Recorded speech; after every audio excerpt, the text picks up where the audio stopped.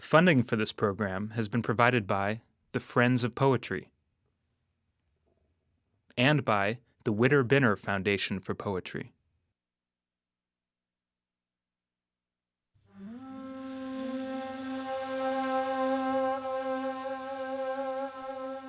In the town of Konya, in central Turkey, in the middle of the 13th century, a prominent religious scholar named Jalaluddin Rumi was suddenly separated from his teacher and spiritual friend. In his grief, he took hold of a column and began turning. Verses of poetry began pouring out of him. Remarkable poetry. His students wrote the words down. 700 years later, Rumi's poetry is being discovered in the West. He is, in fact, the best-selling poet in America.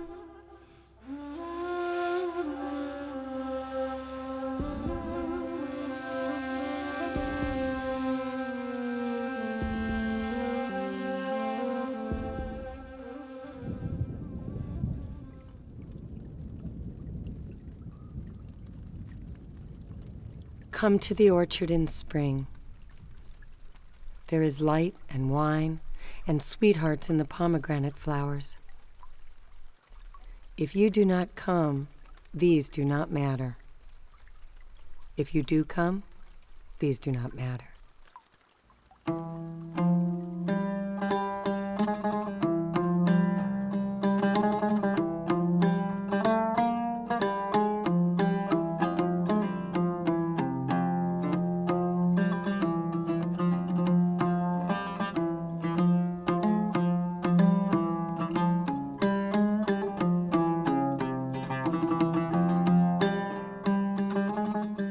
Rumi was born September 30th, 1207, near Balkh, Afghanistan, which was then part of the Persian Empire. When Rumi was still a child, his family was forced to flee the oncoming armies of Genghis Khan. After years of travel, they settled in Konya, Turkey, an important stop on the Silk Road and a meeting point of many cultures: Islamic, Judeo-Christian, Hindu, and Buddhist. Rumi's father became the head of a Sufi learning community.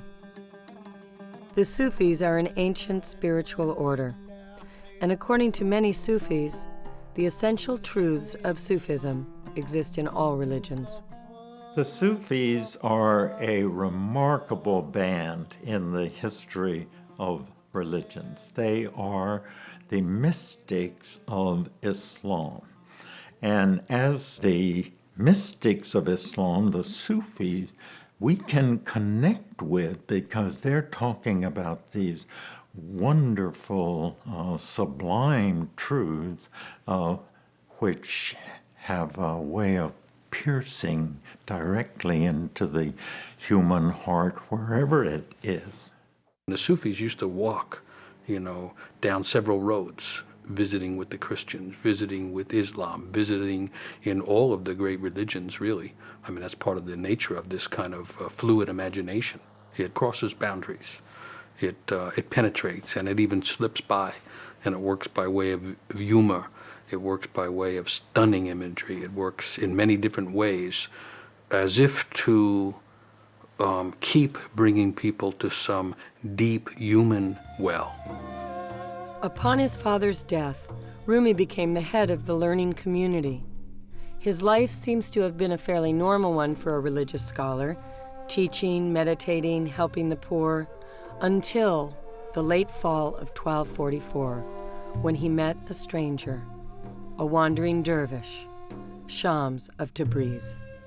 Rumi's genius was triggered by an actual human being, an encounter with this mysterious figure, Shams of Tabriz.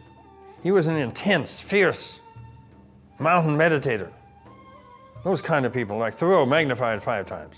The connection between Shams and Rumi is, one of the great stories of learning and what we nowadays call mentoring. But it's almost of an order beyond what people mean when they mean to learn from someone, because it means to almost, what seemed to happen was a sudden knowing. One can see here in Shams an older man who is outside the Orthodox spiritual community, who comes in and helps a younger man who is deeply embedded in that Orthodox spiritual community. And then there's a kind of explosion. What Rumi says, he says he was raw, then he got cooked, and then he was burned. And that means when his heart only melted through his love for Shams, that this new experience enabled him to understand what he was talking about before. And he took Rumi's book knowledge and he said, now you have to live what you've been reading about. Pushed all his books into the fountain. That's one story of how they met. And Rumi and he went off into this practice called conversation, or sobet, in which they disappeared evidently for weeks at a time. In this conversation between the personal and the deep self. So this is the poem, I'm Not Saying This Right, which of course might mean that I might not say the poem right. So I'm not saying this right. You bind me, and I tear away in a rage to open out into air, a round brightness, a candle point, all reason, all love. This confusing joy is your doing, this hangover, your tender thorn. You turn to look, I turn. I'm not saying this right. I'm a jailed crazy who ties up spirit women. No, I'm Solomon. What goes, come back. What goes, comes back. Come back. We never left each other. A disbeliever hides all disbelief, but I will say his secret now. More and more awake, getting up at night, spinning and falling in love with Shams, falling with love for Shams, spinning and spinning, falling in love with Shams, falling with love for Shams, falling with love for Shams. And so Rumi became a poet then, became a real poet, became infused. The whole spirit came into him. And so it's one of the great love affairs of the world, the one between Shams and Rumi. And they loved each other, not sexually, but they loved each other in the heart. Why does it impress people so much? Because it's a love that is beyond gender, beyond age, beyond sex, beyond species. It is the essence of love. The two oceans met each other, and the force of love of God. Because the earth has many oceans.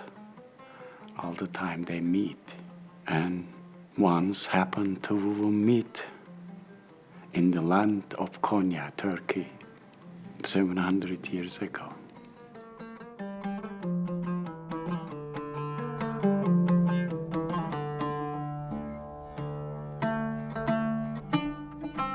When you feel your lips becoming infinite and sweet, like a moon in a sky. When you feel that spaciousness inside,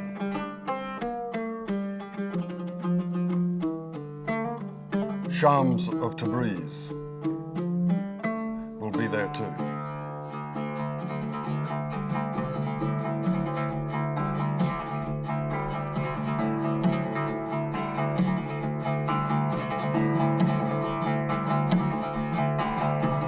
Something opens our wings.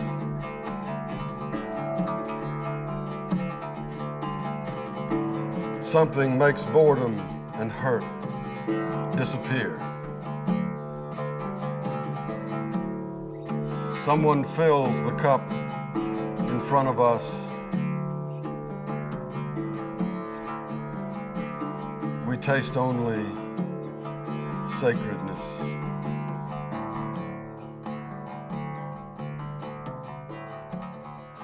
The relationship between Rumi and Shams is actually a reminder to us that all relationships have that potential, and that when we fall in love, then we actually are entering a spiritual domain of awareness.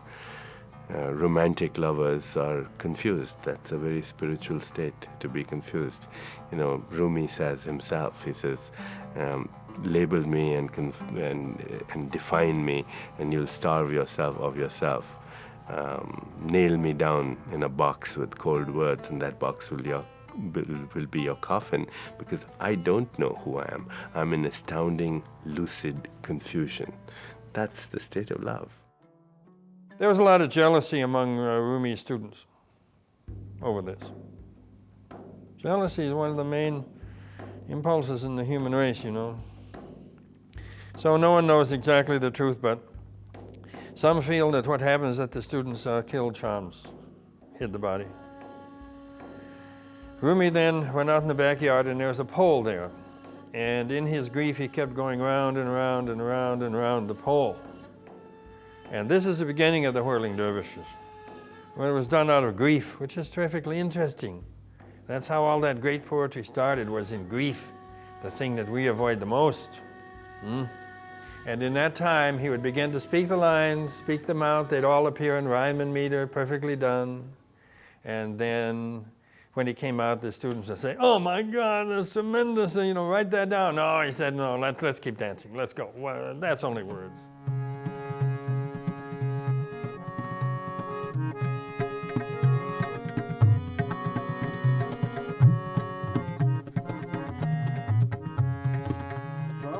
Rumi says everything is for the beloved. Everything is for the friend. And my understanding of that is that there is a presence that we feel in the beauty that we see outside of us. We feel it in a November sunset. We feel it in a child sleeping, in a child dancing, playing soccer. We feel it in a group of friends making supper on Sunday night.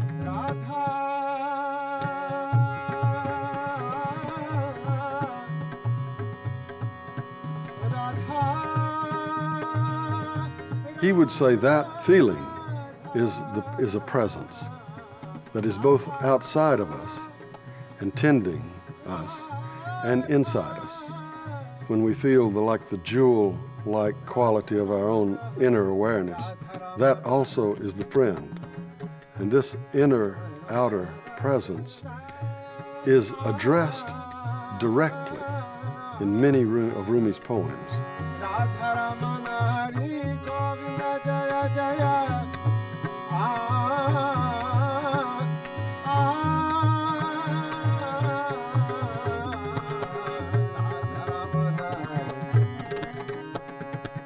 When he says that wonderful pronoun you, and you don't quite know who it is, it's that presence.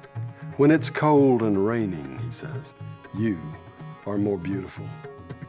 And the snow brings me even closer to your lips. The inner secret, that which was never born. You are that freshness, and I am with you now. I can't explain the goings or the comings. You enter suddenly, and I am nowhere again, inside the majesty.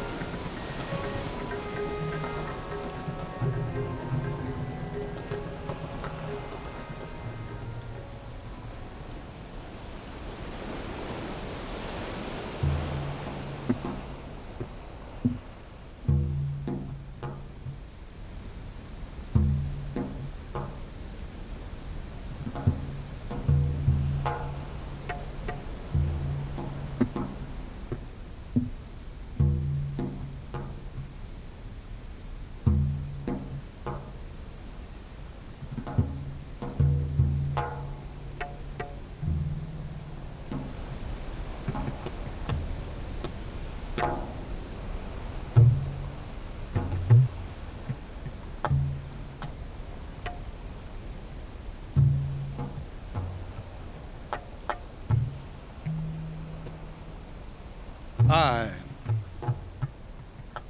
you, he, she, we. In the garden of mystical lovers, these are not true distinctions. I, you, he, she, we.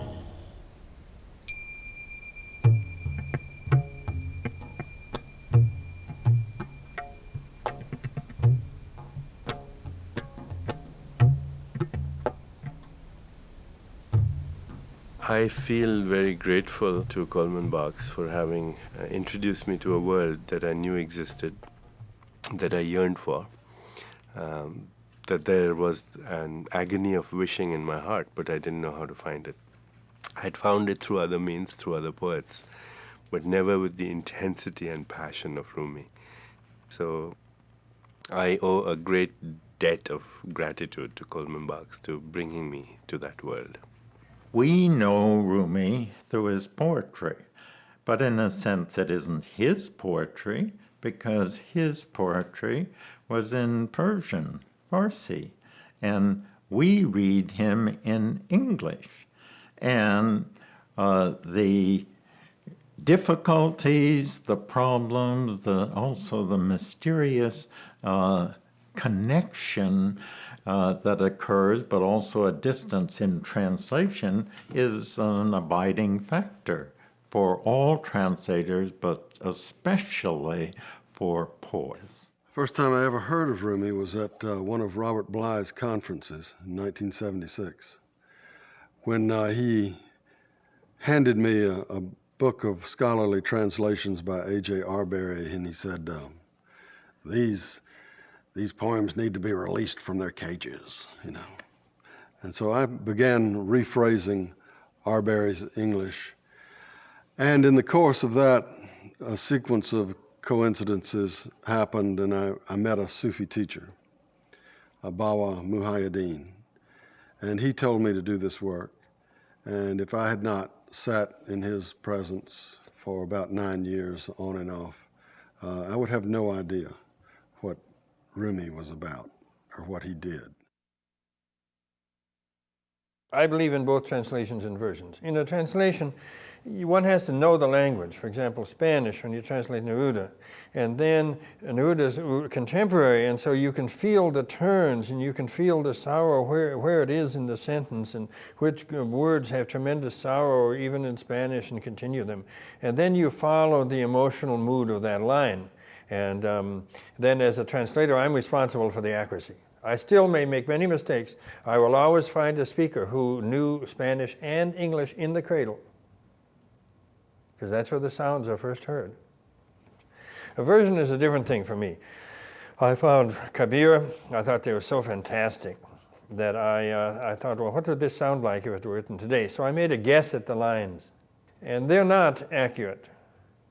You're making a guess. You're bringing it up to modern times, you're putting in... But the aim of those translations, the aim of versions, is to bring in poets so unusual, so amazing, that you'd rather have an inaccurate translation than none at all. Well, I work with scholars who give me literal versions of poems from the Persian. The more literal, the better for me. So John Moyne, and evidently Reynold Nicholson's version of translation of the Mathnawi is very literal. I take what they give me, which is literal English, and then try to make a poem that's valid in American right now.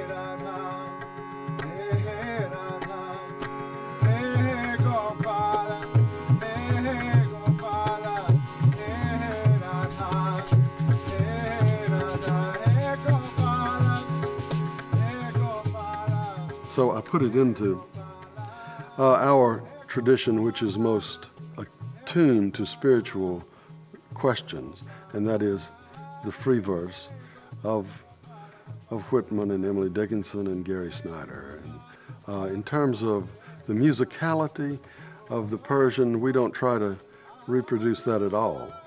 It's densely rhymed within words and within the middle words, and that's almost unreproducible in English. مرده بودم زنده شدم گریه بودم خنده شدم دولت عشق آمد و من دولت پاینده شدم گفت که تو شیخ شدی قبله این جمع شدی شیخ نیم جمع نیم دود پراکنده شدم گفت که با بال و پری من پر و بالت ندهم در هوس بال و پرش بی پر و پرکنده شدم I don't know. It's quite difficult to understand it and easy as well. More translators work on a text, the better, because every version gives you something else, because it's through the eye of that particular poet or translator. He sees more this word or more that version. But somehow, the cork comes out of the bottle again, and the genie is out, so to speak. With reference to an old story where it's uncorked and the spirit of the thing comes to life again, which has certainly happened through Coleman Barks, Robert Bly, and the other translators. Rumi can keep a lot of, and should keep a lot of translators busy, because he is a kind of universe, and with a lot of different moods and modes, and I may be missing a lot of them.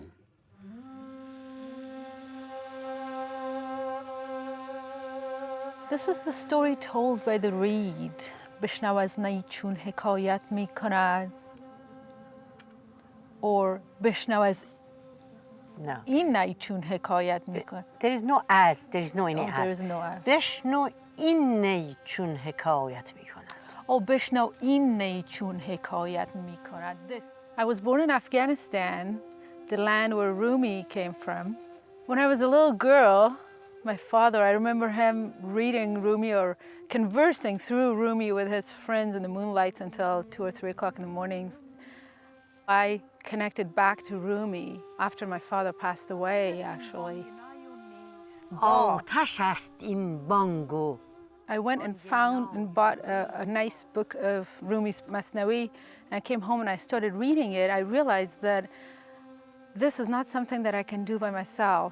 Who has not this love, it's nothing. It's nothing. Right. Like a wind. Yeah. Might as well die. Exactly. آتش عشق است کاندر نیفتاد. I knew I needed a teacher, so I found Zari through friends, and it's been really wonderful working with her. Somebody who has the knowledge of the poetry and Rumi and the culture. Liquor, but it doesn't quite mean it's a metaphor for it's like wine, that. but it's just all about love. She's a very tough teacher, yes. Have to do it right, you can't deviate. Or maybe I should say it's the Afghan way. It was the same way back home too.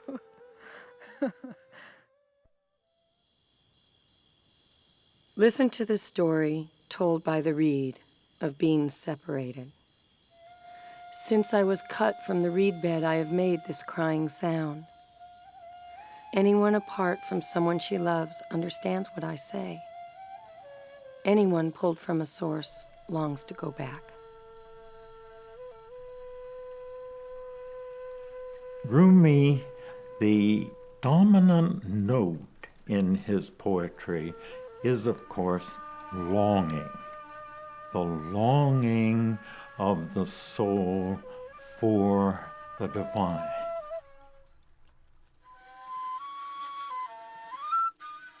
His favorite image for this was the reed flute. That flute is noted for the plaintive sound that it makes. And the reed was played on by human beings, but the reed was once in the mud of the river bottom. And then it was pulled out. So it carries with it the grief of having once been in the river bottom and now just in the air. And he said, all of us were once in the mud of God. We've now been pulled out. So every time someone plays or does any poem, it'll always have in it that grief of having lost the mud of the riverbed of God. A craftsman pulled a reed from the reed bed, cut holes in it, and called it a human being. Since then it's been wailing a tender agony of parting, never mentioning the skill that gave it life as a flute. Boy, that changes the whole idea of being a victim in the world. It changes the entire suggestion of what the lament of being alive is about. The tender agony of parting. We live parted from something. That's great. You know, he says the reed can't make the noise, can't make the reed music, can't make the flute music until it is plucked from the reed bed and carved with 9 holes like the human body. And then it can make language when it's separated. Therefore, language is a proof that we're separated. The fact that we use language is part of our nostalgia for union. Every soul has their own broken heart because if the soul is not united at the essence of it, of itself, of course, has broken hearts. Love is the goal of all other goals. You know, some time ago I read something, some Nobel laureate won the prize, and he said, you know, this is a consolation prize. I was looking for love.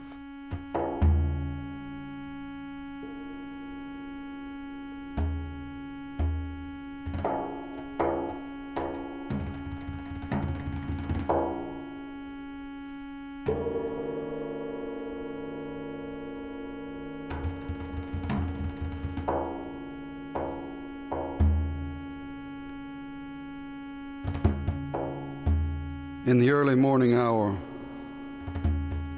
just before dawn, lover and beloved wake and take a drink of water. She asks, "Do you love me or yourself more, really? Tell the absolute truth." He says, "There's nothing left of me. I'm like a ruby held up to the sunrise. Is it still a stone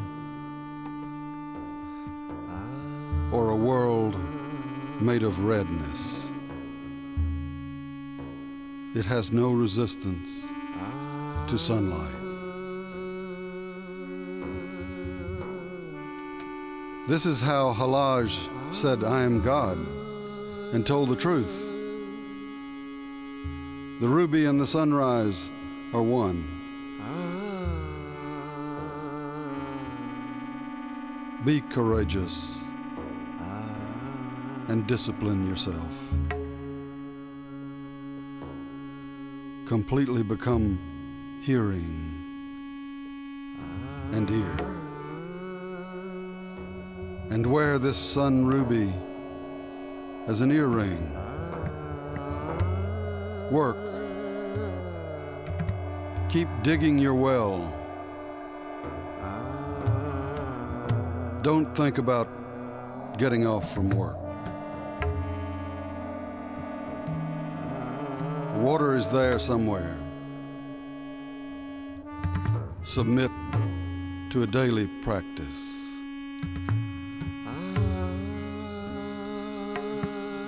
Your loyalty to that is a ring on the door. Keep knocking, and the joy inside will eventually open a window and look out to see who's there.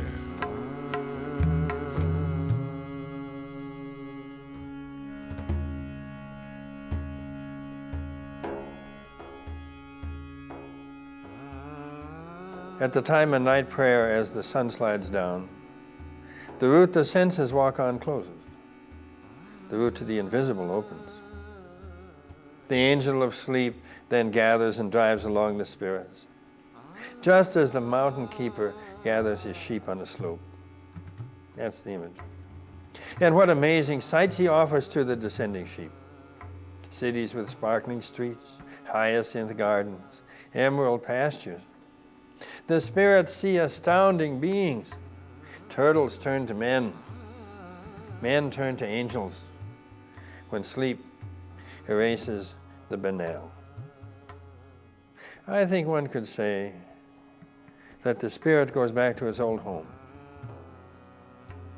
It no longer remembers where it lives, and it loses its fatigue. It carries around in life so many griefs and loads, and trembles under their weight. They're gone. It's all well. They are gone. It's all well. So that's lovely.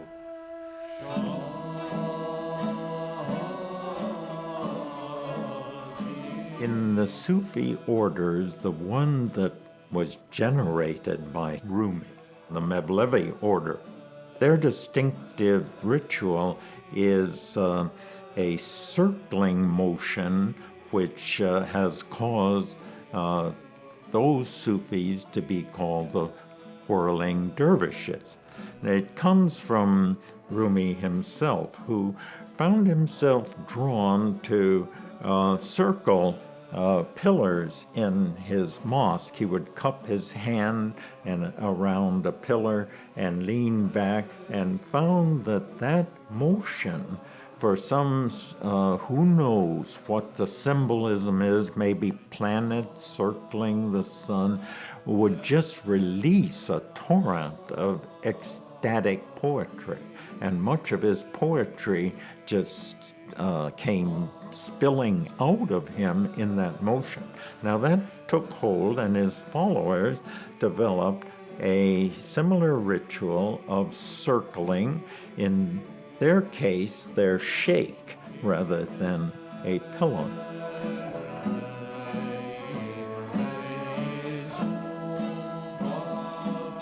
The secret turning in us makes the universe turn.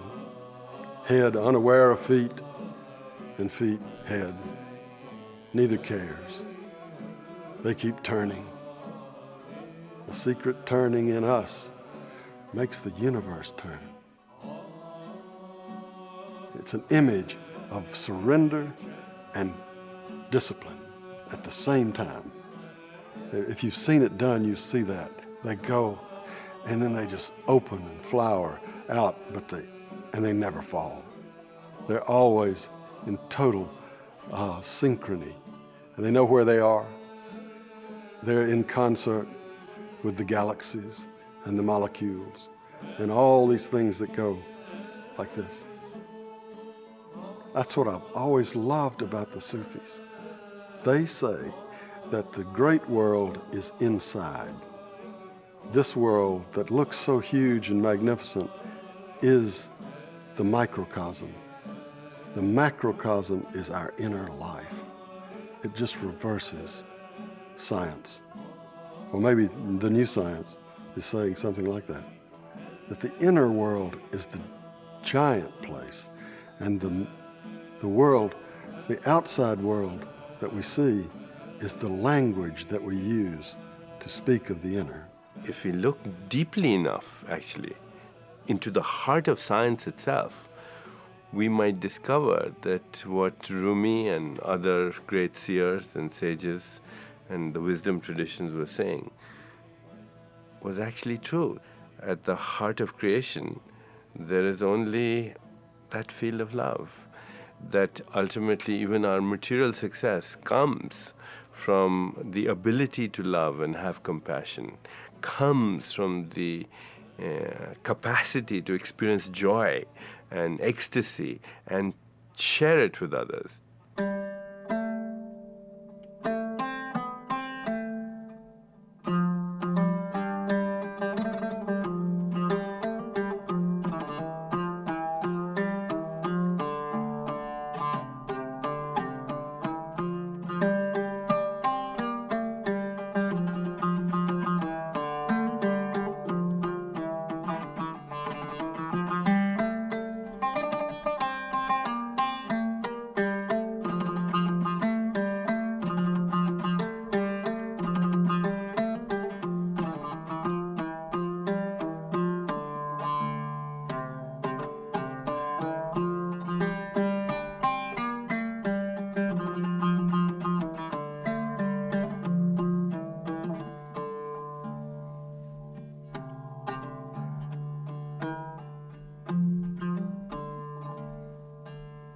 Inside water, a water wheel turns. A star circulates with the moon. We live in this night ocean, wondering, what are these lights?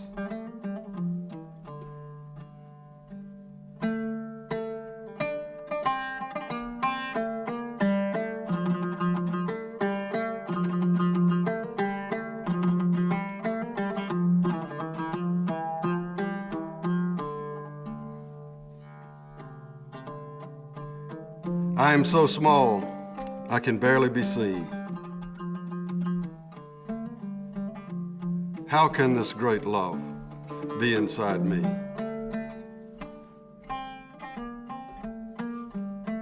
Look at your eyes.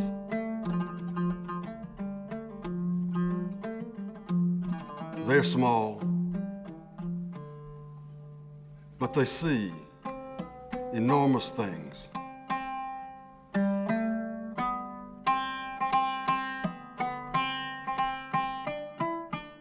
Rumi says, on resurrection day, your body testifies against you. Your hand says, I stole money. Your lips, I said meanness. Your feet, I went where I shouldn't. Your genitals, me too. These voices will make your praying sound hypocritical. So let the body's doings speak openly now, without your saying a word. As a student walking behind a teacher says, this one knows more clearly than I the way. That's an amazing thing at the end, that your body in certain ways knows your way to the spirit better than your mind does. And the body forgives a great deal, you know.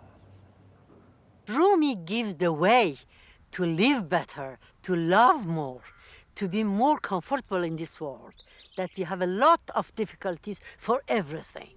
But with Rumi, you feel more safe. You love it. You see the world in the other ways with love, and it opens your eyes.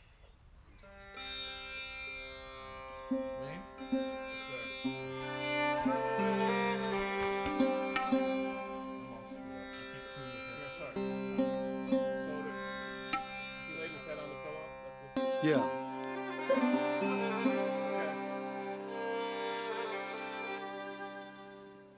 Ready? Okay.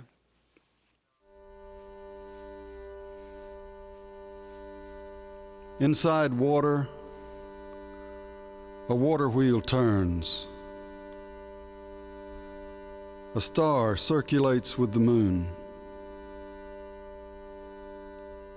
We live in the night ocean, wondering, what are these lights?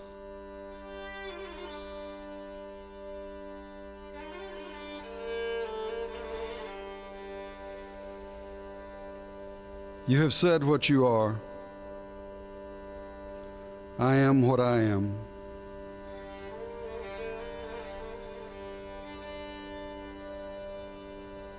Your actions in my head here in my hands, with something circling inside. I have no name for what circles so perfectly.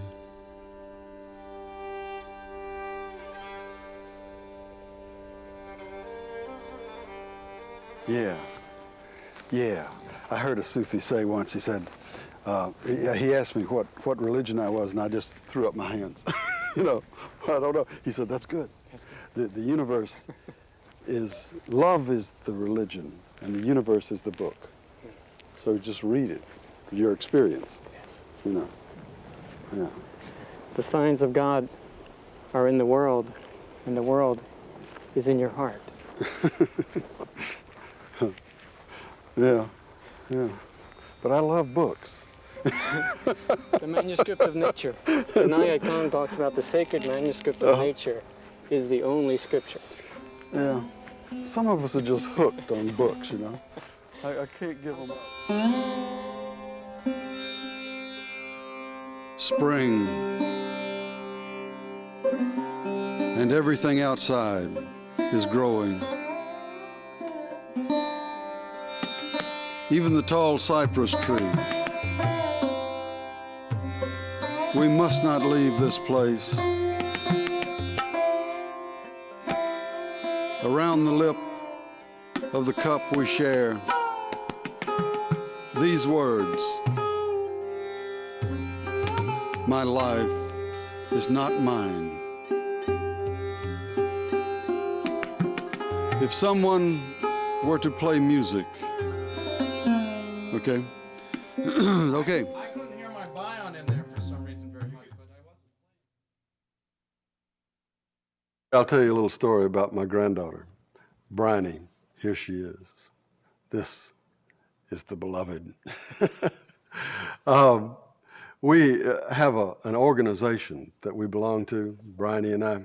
It's called Club. And we meet every Monday night after dinner. And we do science experiments, and we draw pictures.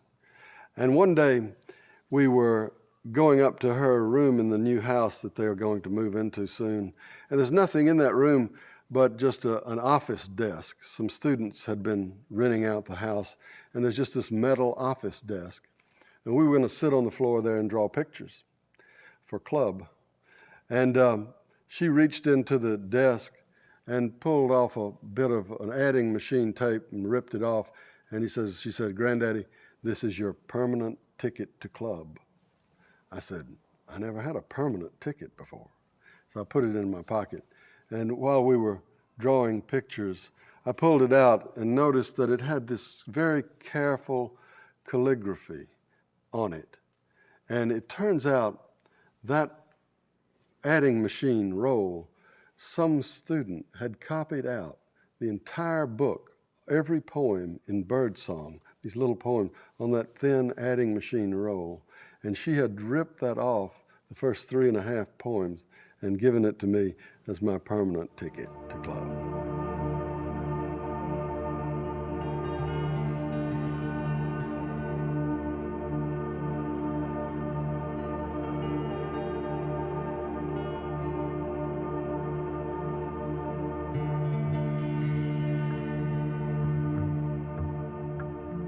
This is old Celtic thing, that there's very little difference between a song and a poem, between a poem and a story, between a story and a prayer.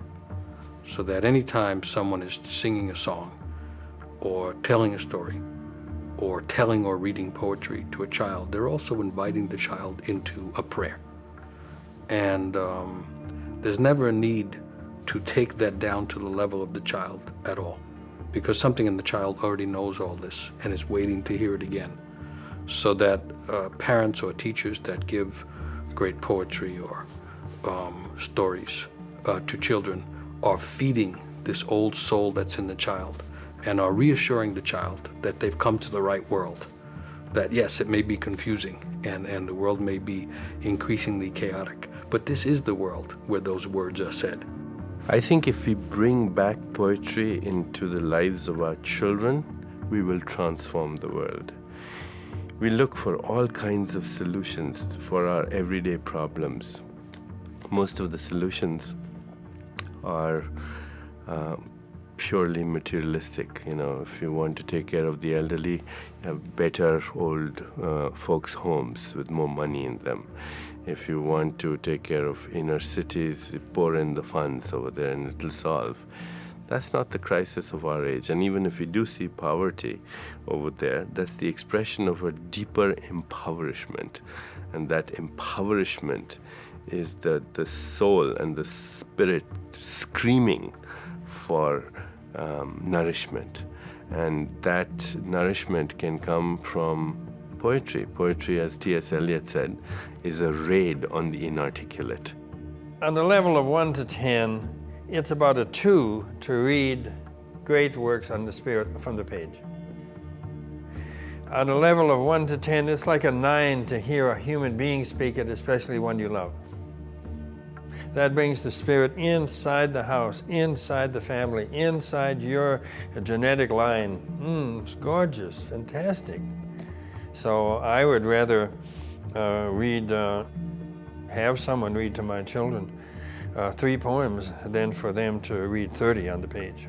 To read a poem privately is a beautiful, can be devotional, prayerful thing. But to have the poem fall on the drum of the ear, that's different. Etheridge Knight, the great African-American poet, used to say, the words from my mouth are beating on the drum in your ear. So don't think this is casual.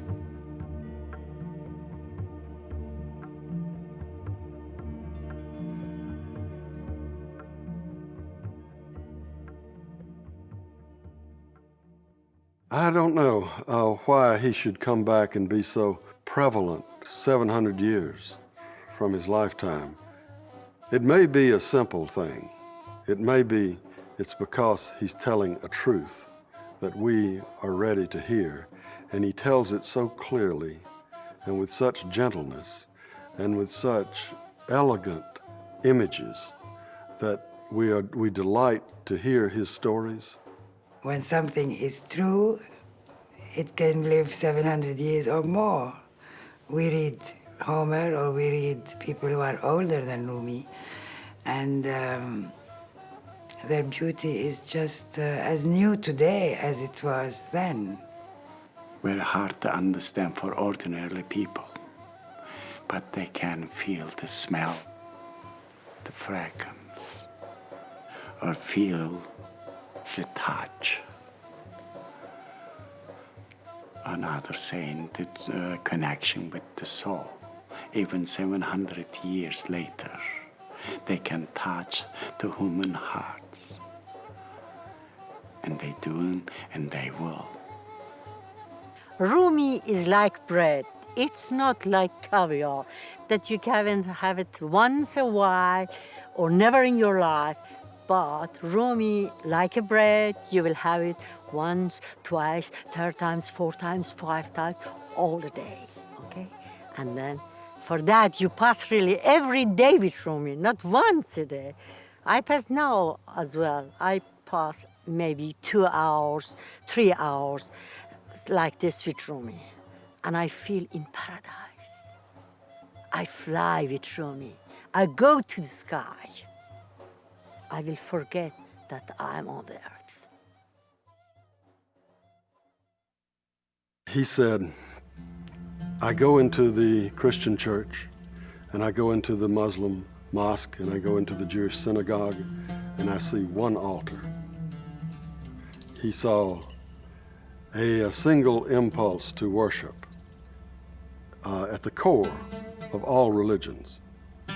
When he died, members of every faith in Konya came to his funeral, honoring him as they felt a way of deepening into their own faith.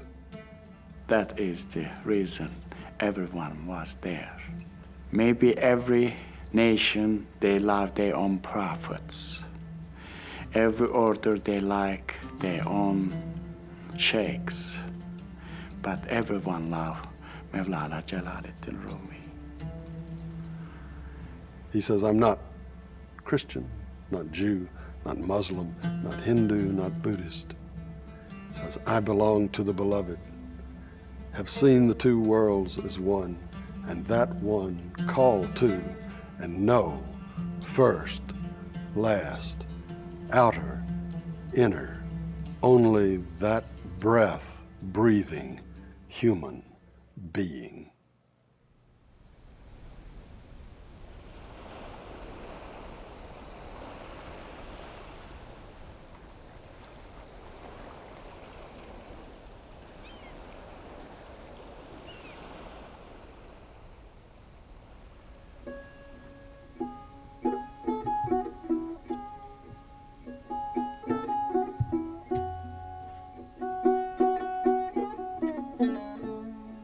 This we have now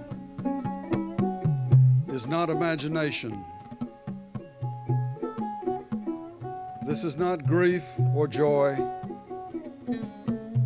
not a judging state or an elation or a sadness. Those come and go. This is the presence that doesn't. It's dawn, Husam. Here in the splendor of coral, inside the friend, in the simple truth of what Halaj said. What else could human beings want? When grapes turn to wine, they're wanting this. When the night sky pours by, it's really a crowd of beggars, and they all want some of this. This that we are now. Created the body, cell by cell, like bees building a honeycomb. The universe and the human body grew from this. Not this, from the universe and the human body. This that we have now is not imagination. This is not grief or joy, not a judging state or an elation or a sadness. Those come and go. This is the presence that doesn't. It's dawn, Husam.